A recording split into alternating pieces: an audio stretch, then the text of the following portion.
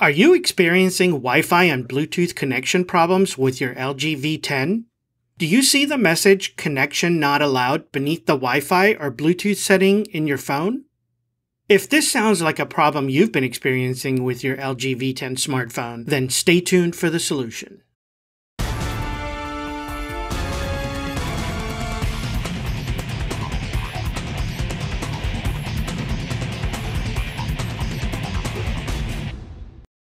Hey guys, this is Human from cellulardr.com. Welcome to our channel and thank you for tuning in for another LG smartphone troubleshooting and repair video. Today we're repairing the LG V10, which is also known as the VS990, H900, H901, and H960. If you're experiencing Wi-Fi or Bluetooth issues with your LG V10, the first thing you should do is slide both buttons to the off position and restart the phone. Once the phone has restarted and fully loaded, go ahead and turn both Wi-Fi and Bluetooth back on. If after sliding the Wi-Fi and Bluetooth to the on position, the problem still persists, then the next solution would be to replace the Broadcom Wi-Fi and Bluetooth IC chip. This is the IC chip with the part number BCM43455HKUBG printed on it. In this video, I'm going to show you how to perform this board level repair, and as usual, I've added some links below showing you the equipment and supplies used for the repair and where you can purchase them.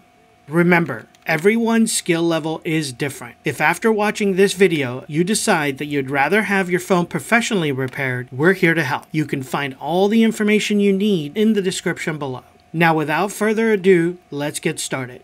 Go ahead and fully disassemble the phone and remove the motherboard. I've sped up the video here assuming that you already know how to properly disassemble the phone.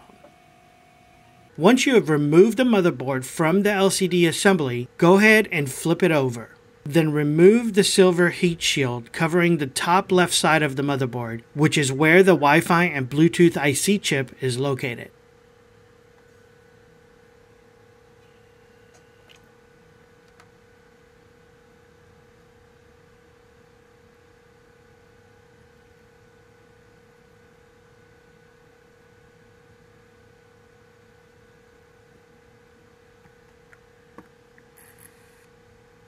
Using the JBC Nano soldering station with the smallest knife-shaped tip available, we're going to scrape away the epoxy underfill glue from around the chip.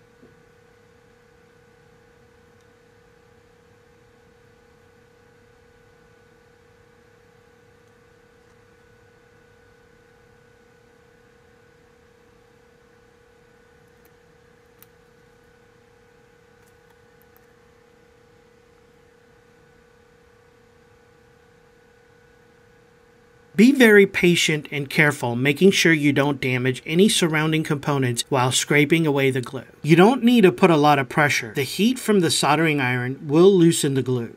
Once you have removed most of the glue from around the chip, go ahead and clean the debris and get ready to extract the chip.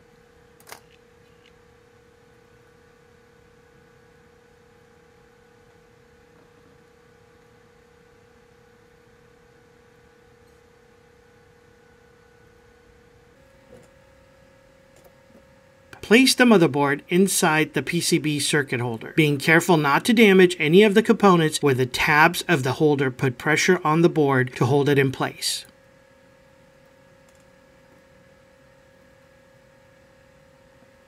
Before you start, be sure to make a mental note of the IC chip's orientation so that you know which way to install the new chip later on. If there's no marking on the board, make sure that you make some kind of marking for yourself. You can even take a picture of the board for future reference.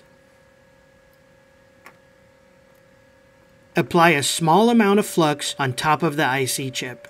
Then using the JBC hot air station, running at 430 degrees Celsius and 40% airflow, start to heat the chip and carefully work the heat around the top of the chip. Using a thin, sharp X-Acto knife blade ready in your other hand, cut through the epoxy underfill glue that's sealing the IC chip to the board. The chip will start to loosen, but it won't move like a normal IC chip because the underfill will keep it in place. As the chip heats up, the underfill will loosen up as well, and you'll be able to carefully slide the tip of the blade between the IC chip and the board, being careful not to damage any of the pads.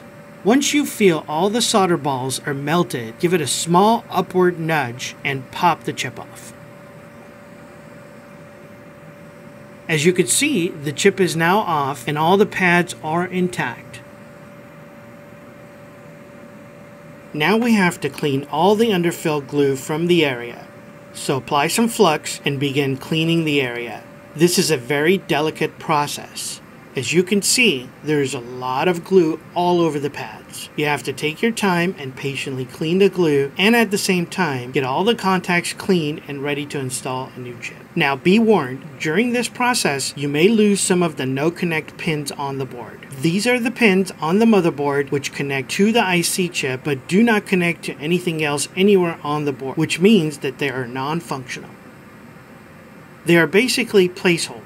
Manufacturers put these pads on the board to keep the IC chip nice and even, but sometimes when removing the chip, especially when there is underfill glue used, knocking them off can't be helped. This is absolutely normal since there is nothing beneath the leg to keep it attached. It's always a good idea to have the schematic on hand so you can check to make sure they are in fact no connect pins before you proceed to install the new IC chip.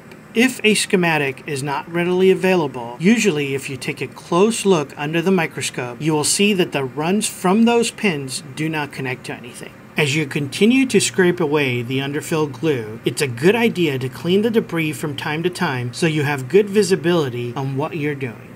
Continue to scrape and clean the area with alcohol and reapply flux until all the glue is gone.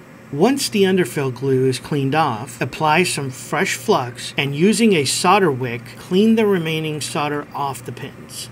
Your goal is to get the legs to be as even as possible so that the new chip can sit evenly on the board. Additionally, you want the legs to be nice and shiny clean as you see here so that they will make the best connection possible to the new IC chip.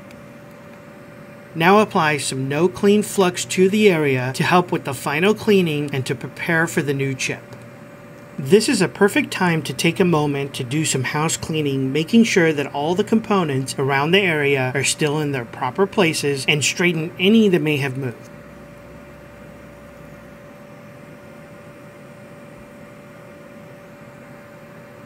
Apply a small amount of flux to the contacts and place the IC chip down, making sure the orientation is correct. Hold the chip in place with your tweezers and apply some flux to the top of the chip.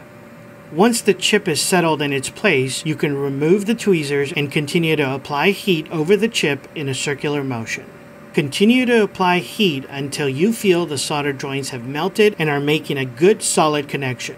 You can confirm this by looking through the side of the chip to make sure that the joints are all evenly melted and making good contact.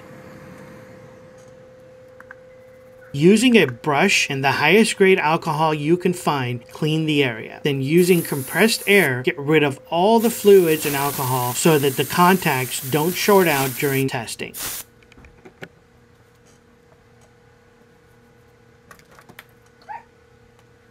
Now go ahead and put the shield back on and reassemble the phone. If you've found this video helpful, please give us a thumbs up and be sure to share this video with anyone you know that may be experiencing a similar problem with their phone. Also, if you have any questions, comments, suggestions that may benefit anyone watching this video, be sure to leave them in the comment section below. Remember, everyone's skill level is different. If after watching this video, you decide that you would rather have your phone professionally repaired, we're here to help. You can find all the information you need in the description below. Now, I would like to point out a few important things to keep your phone healthy and functional. Be sure to fully clean and remove as much of the flux and debris as you can from the area. Check to make sure all the smaller components haven't moved around and are in their proper place, and adjust or straighten them as necessary. Anytime board level repairs are completed, it's highly recommended that you perform a full functional test on the phone, making sure everything is still working normally. Once the phone is assembled, power up the phone and let it completely boot. Go to Settings and slide the Wi-Fi button to the on position. It should turn on and show you available networks nearby. Go ahead and attempt to connect to a nearby network which you have access to. Do the same thing for Bluetooth to make sure that it is working as well. If for some reason either one do not work, disassemble the phone and take a look at the contacts through the side of the chip to make sure that they are sitting evenly and are similar in size and color.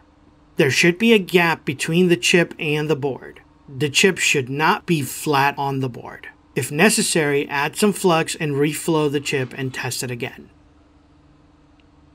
I would love to hear back from you regarding your experience trying to perform this repair. The feedback would be very helpful to us and anyone else watching this video and thinking about trying this repair.